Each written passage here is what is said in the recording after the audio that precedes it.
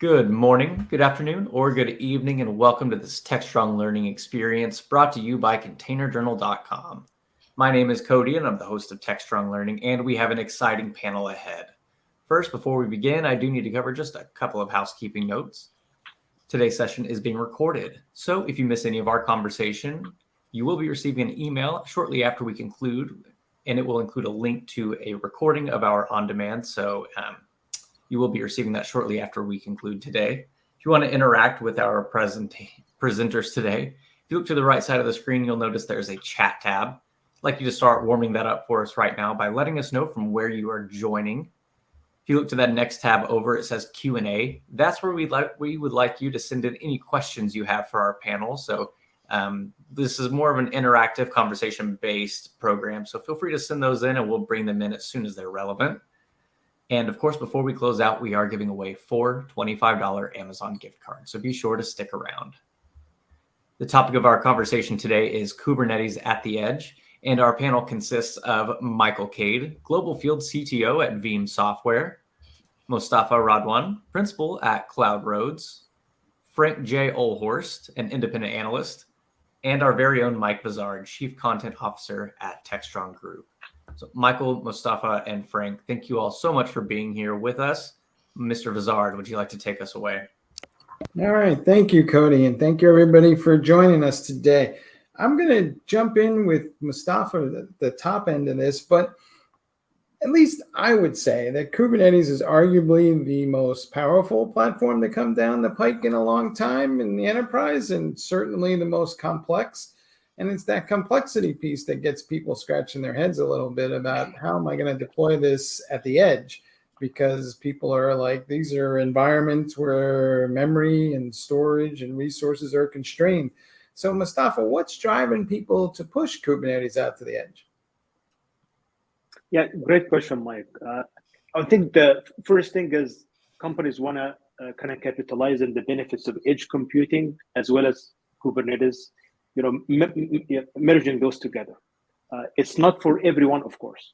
So if you're just getting started with the Kubernetes journey or cloud native in general, maybe that's something you might want to experiment with until you get your, I would call them Kubernetes muscles built first, and then you can take it to the next step. But certainly you want to be able to capitalize on those benefits of cloud computing as well as Kubernetes, speed to market, lowering your cost, faster deployments, as well as edge computing with low latency and high throughput. Frank, you want to add to that for a minute? And the context I think we should add is that it seems to me we're trying to process and analyze more data at the point where we're creating it and it's being consumed.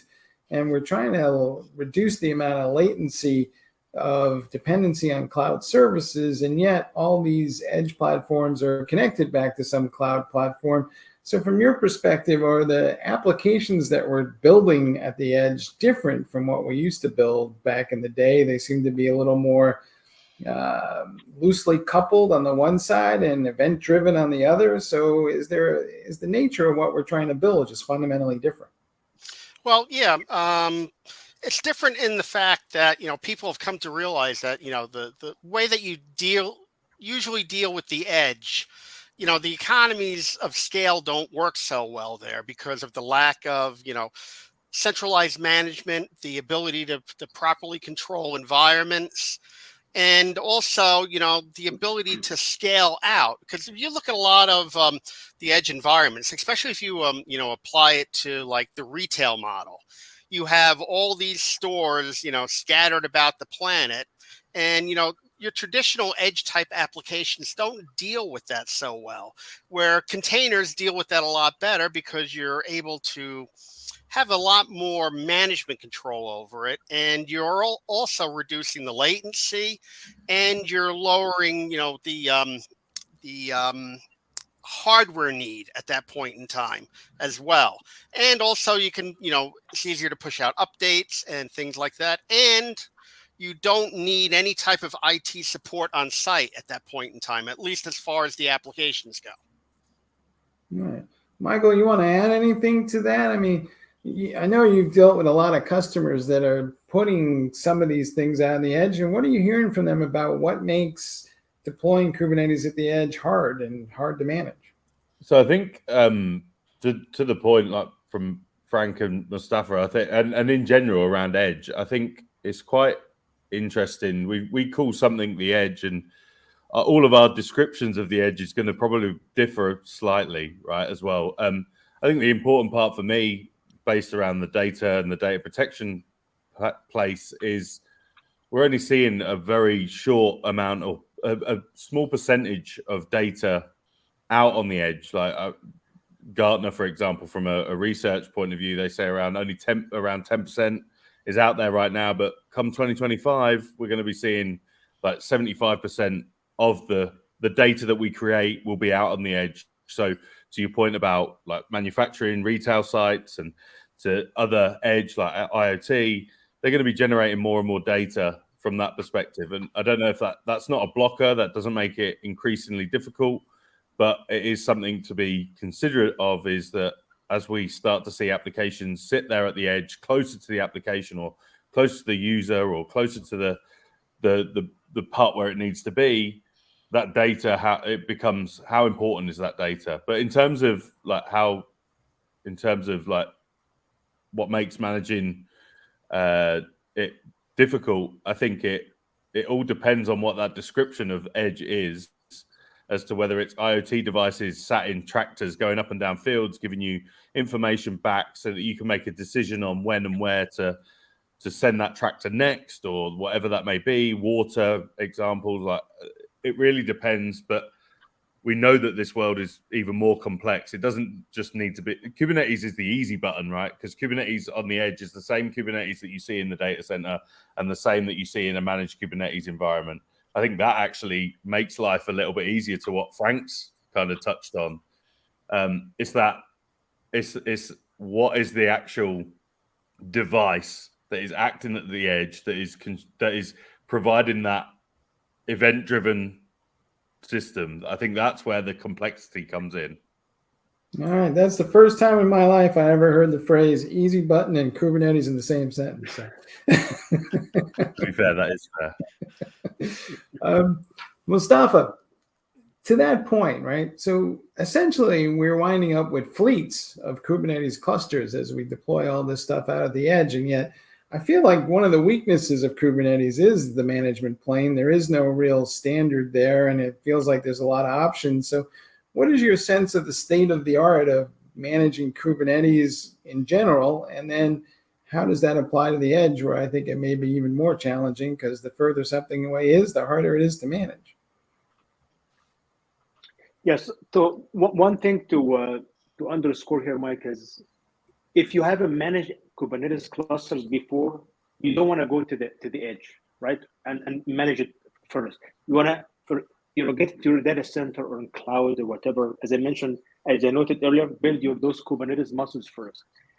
In terms of managing multiple clusters, are you talking about like multi-cluster management? Yeah.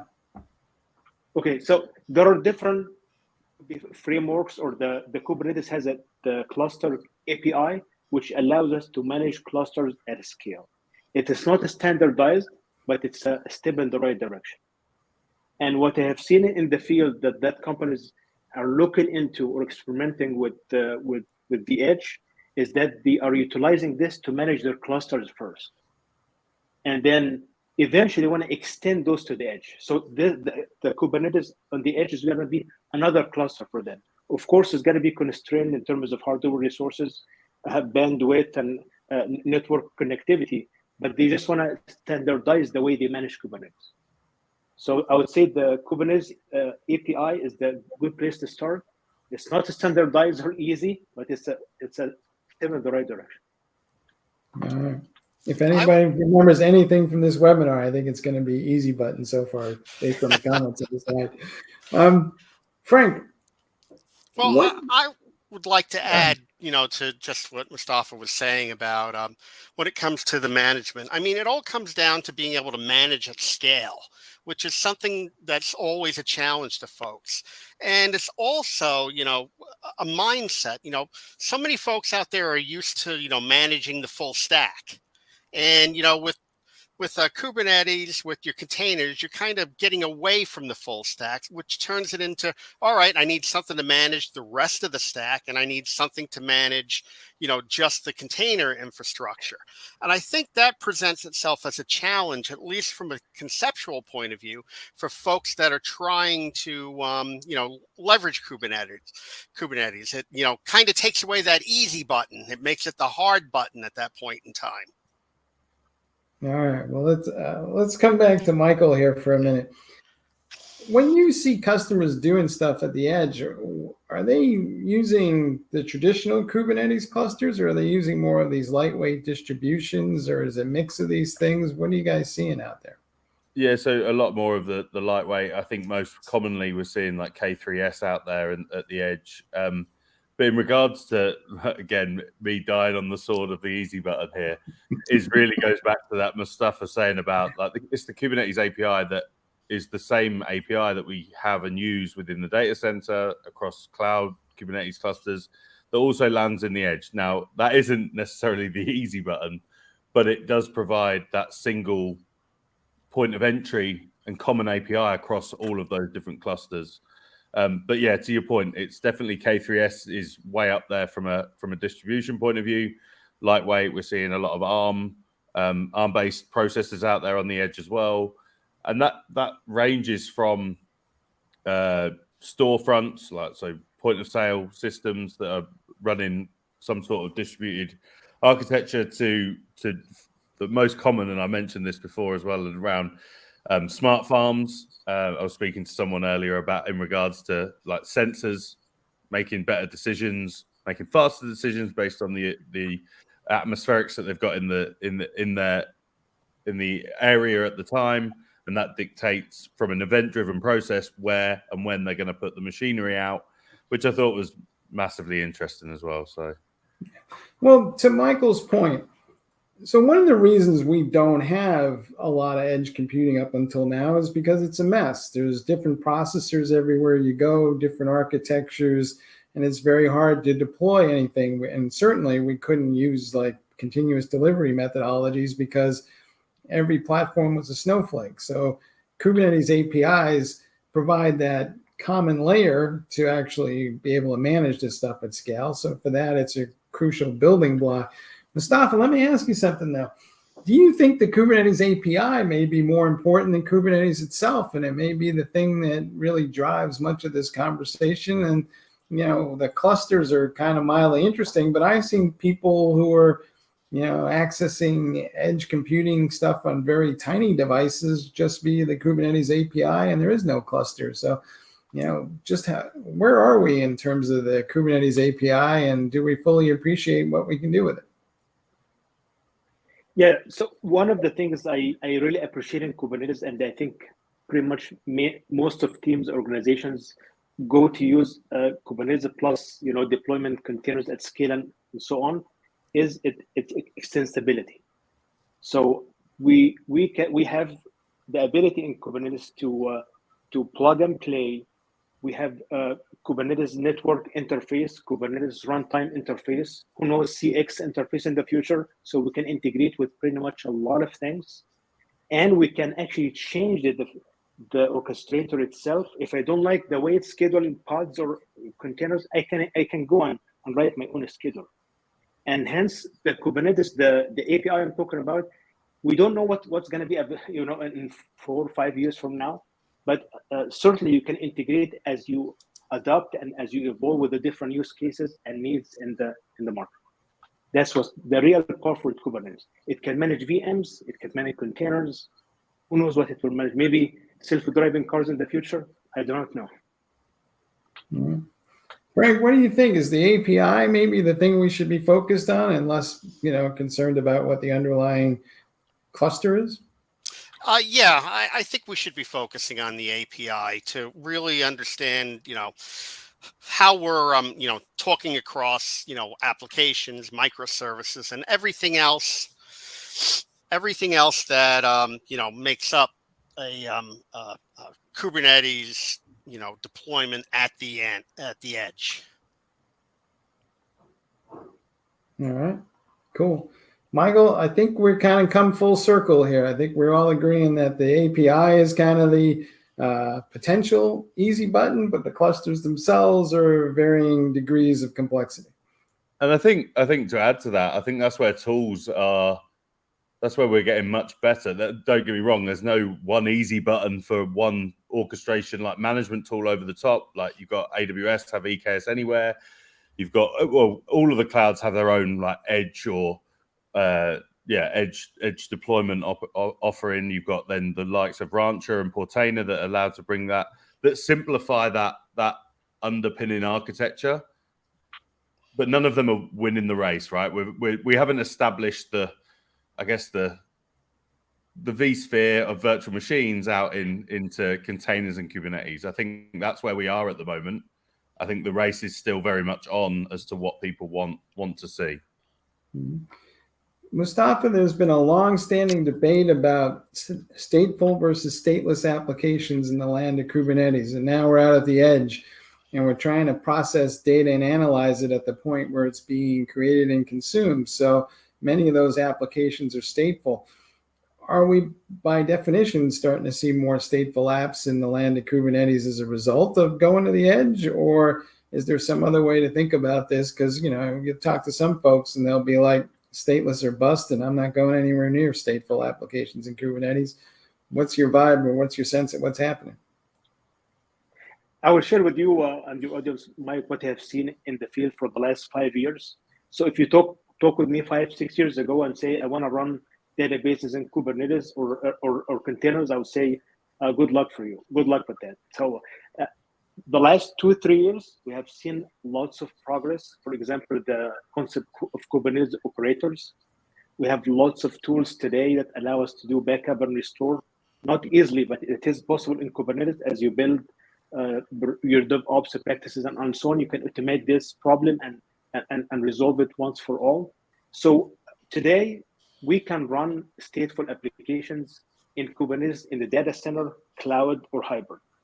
In terms of the edge, I would say it's going to be case by case basis. And the challenge is, how can we bring those tools we built in Kubernetes in general, data center and cloud, and take them to the cloud to run stateful application? I personally haven't seen stateful apps on the edge. Yeah. I can jump in there as well. I think exactly that. I think you're seeing any data that is being captured at the edge is either being stored in a primary data, like a storage element there, and then set and forget, and it disappears after X amount of time and frees up. It's just a constant stream of data that they don't really care about. Or where it is a data service running down on the edge, is it has that replication from the edge back into the main data center, and that's where any data management or tasks take. But the biggest characteristic there is latency. We have to have that pipe. We have to have that bandwidth to be able to send that amount of data. So there's some huge characteristics of what that data service needs to look like, and whether you do or don't need to protect that data is definitely where I'm having that discussion anyway. So, Michael, what are the challenges with data management in the Kubernetes era in that regard? Because, you mentioned data protection is one of the challenges, but the whole data management motion feels a little immature in the whole community. So, where are we, and what should we be doing? Yeah, I think you just have to look at the storage SIG from a Kubernetes point of view, and they're only now just talking about change block tracking, which we've had from a VMware point of view for years, right? And obviously, for those not familiar with change block tracking, if you use it from a backup perspective, if you take your first full backup, obviously they're not magicians, we have to take a first full backup. Then thereafter, change block tracking enables that incremental. So only the changes since the last backup, making it short, sharp, and fast. At the moment, there's not that. There's not a change block tracking engine. They're still just going through that. Now, we've had all of the motion around CSI and being able to provide a common interface for storage systems to plug into for Kubernetes. And I would say that goes along with what Mustafa said in the broader Kubernetes ecosystem, not just the edge, is that we've seen an adoption of stateful workloads, databases, other data services, messaging queues, etc., that we might see at the edge, but we're still very early in that cycle. And because we started off as a stateless platform, there's some people that will never ever accept that this platform is good enough for stateful workloads, which then also brings me on to what about, so there's very rarely a truly stateless application. It's going to have some sort of data somewhere, and that might be on a VM, that might be on a PaaS-based system such as RDS, but that to me is still the whole application. We still have to protect that. But then that adds its own complexity as well. So there's me saying about the easy button, and then there's me saying about the complexity of data management in a Kubernetes or a cloud native world. Is we're getting there, but we're also seeing big companies adopting and putting a lot of effort into this world. Yeah. Frank, we got a question from the audience about security. And of course, anytime you mention the word data, security comes to mind because you start putting stuff out at the edge. And it's not too long before cyber criminals are launching all kinds of fun things like ransomware attacks in your direction. What is your sense of what is the current state of security in Kubernetes, and is it strong enough at the edge in particular? I think there's a lot more work to be done at this point in time, because if you look at the attacks, they are getting more sophisticated. And then if you look at, it's funny, one of the use cases for Kubernetes, especially when it deals with, the persistent connection to data, when you're in a stateful application, is AI and ML. You have to, be stateful to properly do those. And now AI and ML is being used to attack, clusters and Kubernetes and programs at the edge. So, the best tool for defending, at the edge is also the best tool for figuring out how to break in at the edge. And I think that's a conundrum for folks. And I think a lot of it is going to come down to trying to, implement not only zero trust type technologies, but also making sure, identity is enforced properly. Yeah. Is Mustafa, you and I were both at a security conference not too long ago in Seattle, and one of the subjects was, is zero trust really achievable, or are there always going to be these dependencies in there and it's just a question of minimizing them? And what's your sense of how much do we really understand about what it takes to secure a cloud native environment? I would say we're getting way better than what we were before, like 2 years ago or so. As you mentioned, we have security, cloud native security core, a dedicated conference just for cloud native security. We have seen a plethora of tools to secure at the container, code, cluster, cloud levels. I'm hoping in the next year or so we'll see frameworks. So today, for example, in cloud native, we have a cloud native maturity model that CNCF published about a year or year and a half, and they are working on it. So organizations can follow, if they are navigating their cloud native journey, they can know where they are or where they're going. We're going to have something very similar to cloud native, because securing cloud native apps and platform is drastically different than just securing traditional apps or just cloud-based apps. And you mentioned something about zero trust and the vulnerabilities. So zero trust is absolutely something we have to consider. But in the meantime, vulnerabilities are going to get through eventually. We are, as you saw in the conference, SBOMs and the like, similar technology, eBPF and the like, we are trying to integrate those with the entire other tools in the cloud native landscape, so that we can minimize those vulnerabilities. And if those vulnerabilities will pass, and they will, because we cannot guarantee 100%, we can catch them early on. And then the next release of the software will be more secure, so we do not handle that type of vulnerability anymore. We are not exploitable to that threat. All right. Michael, we got a question on this topic that I want to throw your way.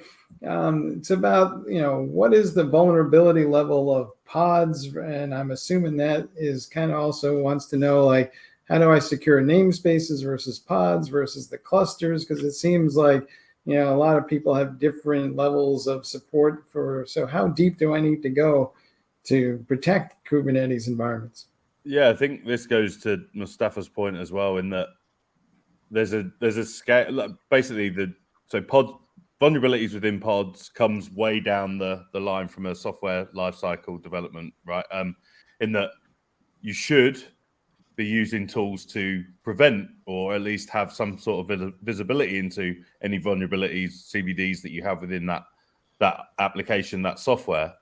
If you choose not to, obviously that could end up being bad. I think what we've seen over the last 12 to 18 months is a massive awareness around security in Kubernetes, but also in that whole software development lifecycle. I think there's different areas. You see, there's so many small vendors, proprietary vendors, open source projects that tackle individual areas up and down the stack from a Kubernetes point of view, from a containerization point of view, from an application and code point of view. I think it's just a case of being aware of that, and that if whatever you're releasing out, you need to be as trustworthy that you've done the best due diligence you can before releasing that out into the public. Now, there's some CVDs that we just won't catch until they are caught, until they're out, and I think there's always going to be that level of risk. It's about the reactive time, about how do we lock things down as fast as possible if there is a breach, if there is a problem with that CVD or a vulnerability within the system. Mm-hmm. You know, when I think about this, Frank, and I'm going to throw this your way, zero trust requires identity, but then if I have identity, I need to have identity for both the box and the cluster, the software elements, now the individual pods within the cluster. So how difficult is this going to get to actually execute when everything that moves needs to have its own unique identifier? Yeah, it's going to be complex to orchestrate, but the tools are becoming available that allow you to do like unified management of all of these different elements. But a lot of what you do from Kubernetes point of view, really starts with APIs, the deployment, how you're doing the security context in pods, and all of these things come together to create this ecosystem of security that you need to build around Kubernetes. Now, it might sound like it's going to be overly complex, but realistically, the challenges that you face securing Kubernetes is not going to be any more difficult than edge computing in general. Because the processes are the same and what you need to secure is the same. All right. Mustafa, we have a question here that relates to this topic, but I'm going to throw it your way. It pertains to service meshes, which the question is, will service meshes kind of save us from ourselves here? And, do we provide a higher level of abstraction for managing all this security, and that becomes more accessible to developers maybe? Excellent question, Mike. Service meshes provide certain features for security. For example, if you want to secure pod-to-pod communication, mutual TLS, it just by default comes with a service mesh. The bigger question is, do I have to run a service mesh just to secure pod-to-pod communication? Have I gone through the second question? Have I gone through the day two operation of running a service mesh? Do I understand the complexity in terms of infrastructure and automation of running a service mesh? If you can answer those three questions, and then you can move forward with service. Service mesh is larger than just used to secure between pod to pod.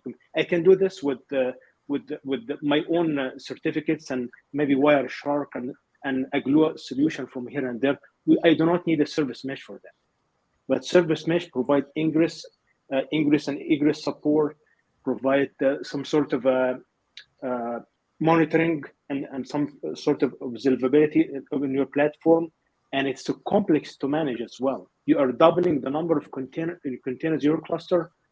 in a heartbeat, just because you can have a sidecar for almost every single pod. So you have to weigh the cost and benefits of running a service mesh. All right, Michael, I don't know if you have any service mesh experience, but I'm going to throw this your way. In terms of complexity, if Kubernetes on a 1 to 10 is what, then what's a service mesh? Yeah, no, I don't have much to play in the service mesh space, so I'm going to put I'd put a service mesh higher in the food chain than Kubernetes complexity, but that's because of my lack of exposure to it.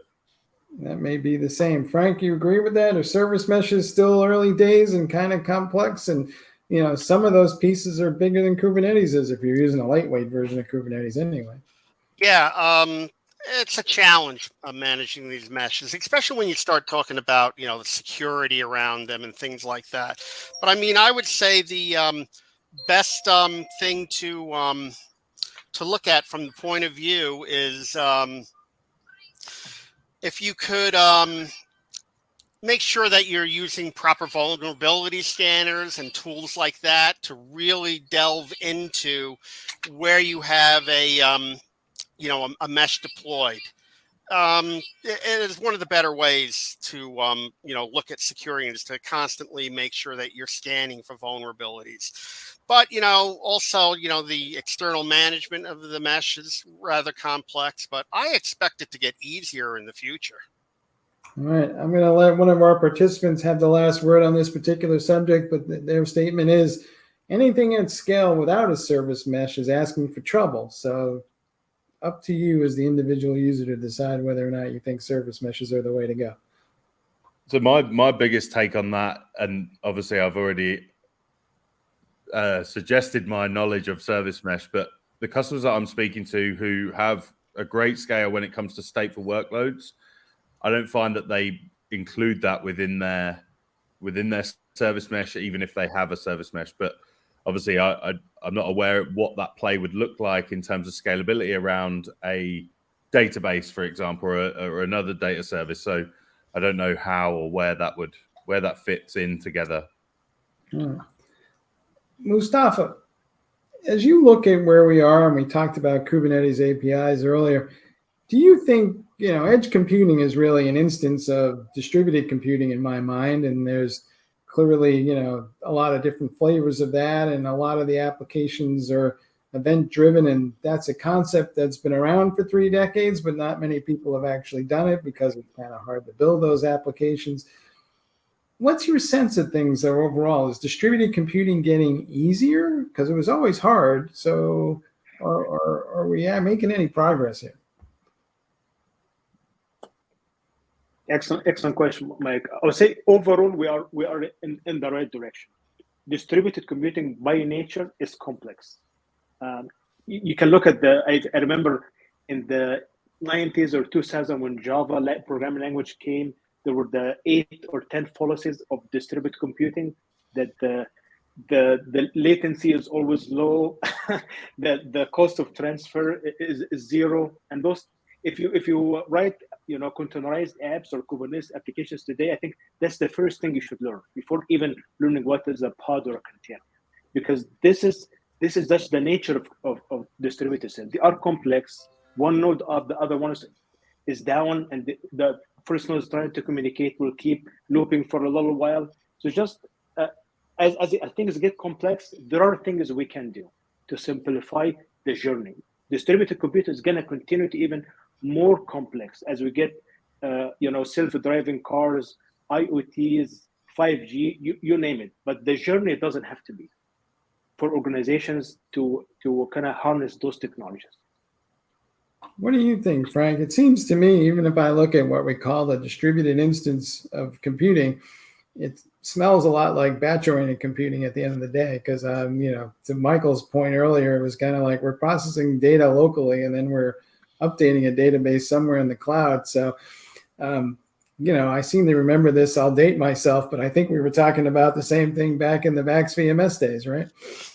Yeah, very true. I mean, but you also have to look at it from the point of view of how many moving parts there are in any type of Kubernetes deployment. And that adds to the difficulty. And I think, a lot of the folks out there that are trying to get involved with, large enterprise container environments do not realize how many moving parts there are. So even if you look at this from like the batch point of view that, all this is going to happen in this particular order, there might be a lot of other moving parts that you don't, take into account. And, this also gets back to that stateless versus stateful argument. Do you have that persistent connection to the data on the back end, or are you going to look at doing everything locally and then pushing it on? And then you get into additional complexity. How many folks are updating data concurrently, and how are you controlling, overwrites and things like that? So I think there's a bit of work to be done still. And it does remind us of those, those VAX days of doing everything in batch, but it's a lot more complex. Michael, any thoughts here and any advice in particular about how to approach this use case? Because, especially in containers, if the thing is built in microservices, there's dependencies and everything is latency sensitive. And, what worked today doesn't work so well tomorrow. And then it works up just fine the next day. And then the day after that, it's another problem. So how do we kind of work our way through this? Yeah, I think the simpler, the better. And if that is even a possibility, like if it is about taking the applications that can run out there at the edge or that will run out there at the edge, and then evolve that as time goes on, as you understand and learn more about what that application needs from an edge scenario. Like I said, about whether that is, I've seen a lot of customers, whether it be edge or whether it be Kubernetes in the data center, where they've refrained from putting their data inside of a persistent volume claim, and they've just leveraged the virtual machine, or they've leveraged PaaS-based services, database as a service type thing, because that's the easiest way to get their foot into that scalability and that common API between on-prem and edge and cloud.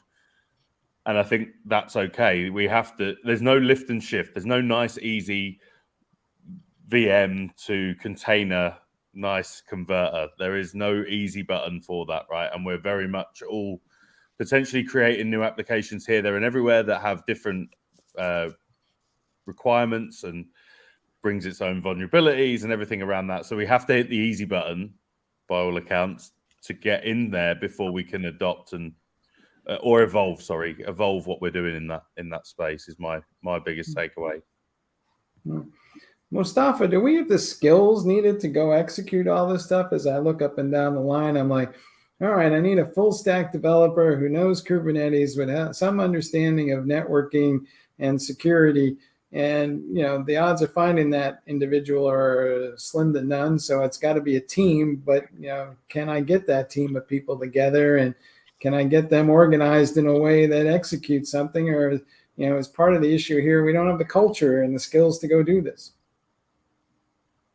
Yeah, you nailed it, Mike. So as you all know, culture will eat a strategy for breakfast, as Docker mentioned before, right? Mm-hmm. So having the right culture, and this is regardless of using Kubernetes on the edge, in a space shuttle, in the data center, in any of the cloud providers. You're going to start with the culture, of course, a culture of experimentation, failing fast, automation, DevOps, DevSecOps. That's something I'm assuming you have it before we even have a Kubernetes discussion at a scale. And then get some experimentation going in the data center or the cloud with Kubernetes in general. Containerize, a dozen of apps. When you have that success, some large organizations will go all in and build the center of excellence, because they know we're going to be in this for the long term. So we will build the center of excellence. We'll get the subject matter experts from wherever, and then have the skill set in terms of infrastructure, database, networking, and so on, and then start experimenting with the edge after. So that, again, the aforementioned point I mentioned, build your Kubernetes muscles or kind of journey first, and then go to the edge after. Do not start with the edge and you're just getting started in the journey. There are lots of things to learn. Yeah. Michael, there was a question earlier that I didn't get to because I was waiting for it for now. But how much help can you get from the service providers, whether it's a cloud service provider or the telcos or anybody else involved in this process, to kind of make this shift the weight of this exercise onto somebody else? Yeah, so I think actually that's probably the first part to making Kubernetes accessible is the managed Kubernetes providers. I know it costs money and you pay for that privilege of someone else looking after the hardware and the compute and up to an operating system level, but then you consume just the cluster API, right? Going back to where we were. You don't have to know the underbelly of that. So you pay for the step in, but I wouldn't disregard what Mustafa said, is that there's no point in going to roll your own managed Kubernetes service if you don't know how to use it. Now, I'm also seeing customers that are traditionally in the VMware space, so that's very much a Veeam persona, if you will. They're not software developers, but their software is being released as a container image, so they need somewhere to deploy it, and they've got a new refresh, so they're looking to deploy that in Kubernetes, wherever that may be. And the easy button is to use a managed Kubernetes service over rolling your own. Like, that hasn't got much easier than it was 5 years ago to build your own Kubernetes cluster. So I think that's probably the first line of making things a little bit more simpler, although not that simple. I think the next iteration is the tools that we see around things like OpenShift and things like Rancher and things like Portainer again, just a way in which you can simplify that deployment and management of your cluster and just, bring as much as I prefer a CLI and I prefer an API, there's a lot of operations teams, IT ops teams out there that need to have that UI because that's all they have known for a lot longer. So we have to bring that easy button on that front as well. As much as we also need to make sure that it is API driven, because that's the nature of what we're doing here. The complexity needs to be hidden under a potential management pane at that point. Well, let me follow up with that, because there is a question here that kind of goes to that. But can I split the difference, and can I have a DevOps team that focuses mainly on the applications, and then can I have a IT operations team using some sort of graphical tool to manage the infrastructure, or is that an anti-pattern in its own regard, or how do I kind of find the balance between those two? Yeah, I don't know if that was for me as well, but I think there has to be a blend. There's no sitting in separate rooms anymore, whether it's a DevOps focused team with that principle. I think if we think about DevOps not as a team or a role, that has to be the principles and process that the company have adhered to. So your IT ops team are already going to have that thought process, that same principle to it, as the same as the developer. The DevOps are building the platforms. You've heard the new term around platform engineering. We're going much wider than just Kubernetes at the edge here, but platform engineering are going to be building the platforms in order for you to consume as a developer, but equally as a end user or as a customer. They're building and watering them and feeding them platforms to keep them alive and make them simpler. Like that's where we are at the moment from that. I think if we see DevOps as the overarching theme, this is the process and principles that we have to adhere to. And then we have the IT ops team that are making sure that the lights stay on, but they're using the DevOps principle for that. And the developer are releasing software in that supply chain effort that we see from a DevOps process as well. I don't know if anyone else has got an answer to that, but that's the way I see that. Frank, you have spent a long time with our friends in the IDLE world. Where do you think they view Kubernetes? Well, let me use an analogy to talk about it. When the automobile first came out, people used to have to go out to their vehicle and turn the crank to start the engine. They would get into their vehicle, and then they would have to adjust the timing, adjust the mixture, adjust the throttle, and then engage a gear, all before they could go from point A to point B. That's kind of where Kubernetes, sits right now. Now we come to the future where, you go out to your car, you press a button, it starts up, and you drive it somewhere, or it even drives itself. That's where we need to get to, where, all right, you have the mechanics at the dealership who worry about all those details, where you, as the driver, makes things happen. You get from point A to point B. And, that's the leap that has to be made at this point in time. The thing that's making it even further complex is like, using that Model T comparison, is that everybody has their own idea on how you should operate the vehicle. And, it's difficult to unify that. What should the steering wheel should look like? What should I do here? Oh, should we throw an electric starter in? So I think that's kind of where we are with this, where I got this, this basic challenging operation where you have to be driver/mechanic, compared to where in the future, the car just takes you where you want to go. Yeah.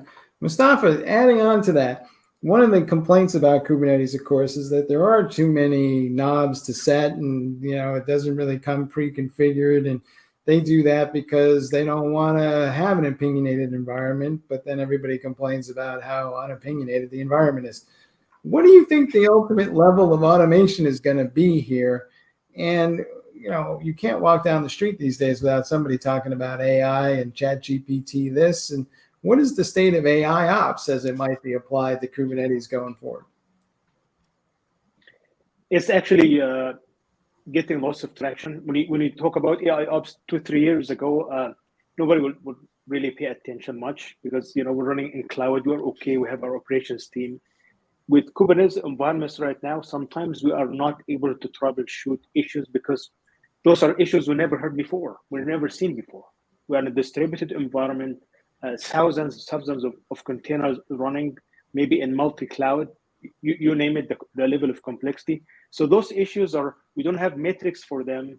We do not have logs or traces. So the old way of troubleshooting issue, I'm going to go and log into my application monitoring tool to look at the dashboard. So adding AI ops to the mix here is crucial because of the unknown issues we are facing in the Kubernetes environment in terms of troubleshooting. This is going to help us tremendously to reduce the mean time to resolution, build a more robust clusters in the future, and overall enhance the end user experience. Yeah. Michael, do you think people trust their AI engines, or are they kind of a little skeptical? It's like, to Frank's point with the Tesla, nobody takes their hands off that wheel when they first get one. I think I'll touch on Frank's analogy is great, and I'm definitely going to be stealing it. But to that point is that, okay, so yeah, someone had to go out and crank that before, and then now we're able to jump in a car, and then the next 5 years, hopefully 5 years, we'll see that driverless experience. But we've seen a lot of bad things happen in between that we've learned from, right? That's the thing. We've got a lot of cuts and bruises and a lot more worse things. And I think that's where we are as well. Like I come very much from that IT ops background. I'm virtualization admin through a lot of scale through different resellers and different end users. And I believe that for those that are familiar with from a virtualization point of view, the Kubernetes world, we're very much at that ESXi 3.5 stage, where you still had to dive in to the host and you had to troubleshoot using VMKFS like tools and things like that. And now, if you look at virtualization, you hit the easy button. We used to sell £1,000 a day to go and install your virtualization environment, and you'd spend a week there on the customer side. Now, I think like anyone could go and do that by all accounts. That's where we need to get for that easy button for Kubernetes to be more widely adopted before we even get to that edge, although we know people are doing that as well. So it's going to be that we're going to learn a lot through the next 12 to 18 months in regards to this. The one thing I will say different is that rate of acceleration of going from whatever stake in the ground we have now to the driverless car analogy is much quicker than maybe it was from a virtualization point of view. So this platform is moving a lot faster. Skills are becoming more maybe easily to obtain. The jack of all trades type mentality is becoming a thing from a sysadmin point of view. They're having to learn more. That it's definitely an evolving skill set and people are okay with that change. They're not the exchange admin that sits on their hands and then SaaS-based solutions come and take their role. I think things are accelerating quite quickly from that point of view. Mustafa, is this just one big giant pendulum swing? I mean, if I went back 10 years ago, we made the IT operations people's lives easier and the developers complained. Now we've made the developers' lives easier and the IT operations people are complaining. Is there a balance to be struck between these two things? Certainly there is, Mike. We're talking about Kubernetes today at the edge. Maybe you're starting your cloud native journey. Maybe you don't need Kubernetes at all. Maybe you just need to run some containers, and maybe as Mike and Frank mentioned, use some of the managed service because you do not have the workforce and the skill set to do it. And then eventually, there are alternatives to Kubernetes. We all know this, like Swarm and the like. I'm not suggesting they run Kubernetes containers at the same Kubernetes at that scale, but maybe you are at the very beginning of the journey that you do not need something like Kubernetes because it's just too big for you. And there is always going to be something, as you know, Mike and everybody on the call, there is a trade-off, of course. You cannot just satisfy everyone. It's going to boil down to what matters to you. What are you trying to do? Am I making the user experience? Because all those apps are supposed to run your business, which is supposed to serve your clients. Am I making my customers happier overall, their experience when I log into the website until they log out? Is it getting faster, easier? Or is just everybody complaining, the end user, the developers, the operations team? Certainly there's something wrong that I have to fix if that's the case. All right. Frank, you've been around. What went wrong with all of this? Because back in the day, 10 years ago, we were promising everybody not only would IT be easy, but, never mind autonomous cars. We're supposed to be having flying cars now. Yeah. Sometimes technology evolves in ways we don't expect. Mm-hmm. People, look at the problems of the day and think of a solution, and then they, pursue that solution to find out that wasn't really the problem to begin with. That's what we run into. What the interesting thing about, containers in general, everyone's treating it as this semi-new ideology that came out, like 10 years ago. The funny thing is that, containers have been around since the IBM 370 days and the Systems 38 days. It's just that it seems that there's this realization that, oh, wow, containers could work, in these days, and they could work in the cloud and all that. And I think where we're headed with it is making it simpler. And I think part of what we're going to see is focus. The focus will change on usability and simplicity so that, things can, work at the edge. And I think we're going to see, a bigger focus on service message. And I think people are going to start looking at, something like Kubernetes as a way to do their digital transformation, the way to move things beyond the traditional data center or the traditional operations methodologies. So, I mean, there's a lot, that the future holds for it, but it's not always easy to predict.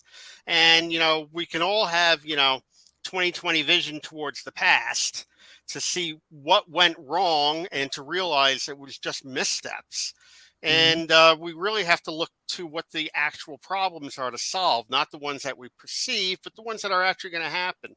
And there's other things that are going to happen, especially that add a lot of unknown elements to it. Like, what happens when quantum computing becomes a reality? What does that mean for containers? We've got a course ahead of us with a lot of unknowns, but we do have to focus on that simplification, that unified management, and the whole concept of having, it easy for those that operate clusters or, containers, have the tools that they can see what's going on and be able to make the decisions to make things better. All right. Well, the idea that containers might exist in the same place twice is hard at the same time is just too much for me to wrap my head around. But Michael, do you think, though, as we look forward, that we might have more workloads running out at the edge than we do in the cloud as this kind of evolves over time? And, are we really understanding that, we could be looking at, I don't like to use the word paradigm, but the management challenges here are going to be immense. I think absolutely. I think, again, I'll go back to something I mentioned around the definition of edge. What does that look like? Because everyone on this call will have a different definition for edge around that. And I think that's probably one area to start with, is define, or do we need to define it? Because I think we found during the pandemic is that we blew out the four walls of the data center. We saw a massive increase in cloud adoption. And now we're seeing some of that repatriated back to maybe larger offices versus back into a centralized data center. Like, does the edge just become the old data center? And because could be a fair description of the edge, could be a data center where most of our workloads then run in the public cloud as a central location. Like, there's so many different things there, and I think edge is quite spurious in terms of a definition of any location.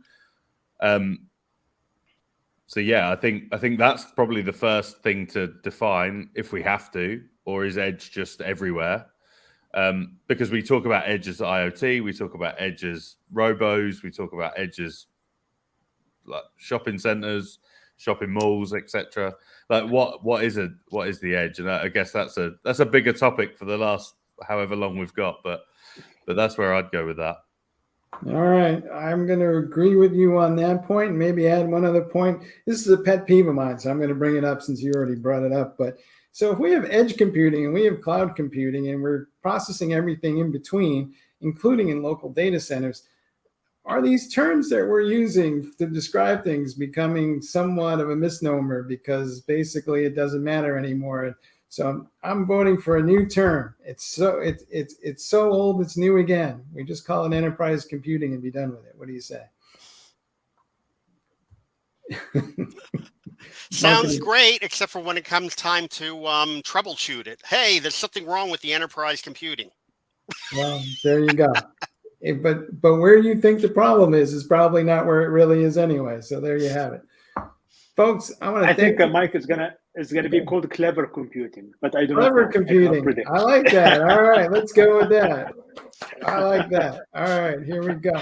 All right, guys, thanks for spending some time with us. The insights were awesome. You guys were, I don't know if there's a hard answer just yet for Kubernetes at the edge. It's something that everybody's going to have to work on.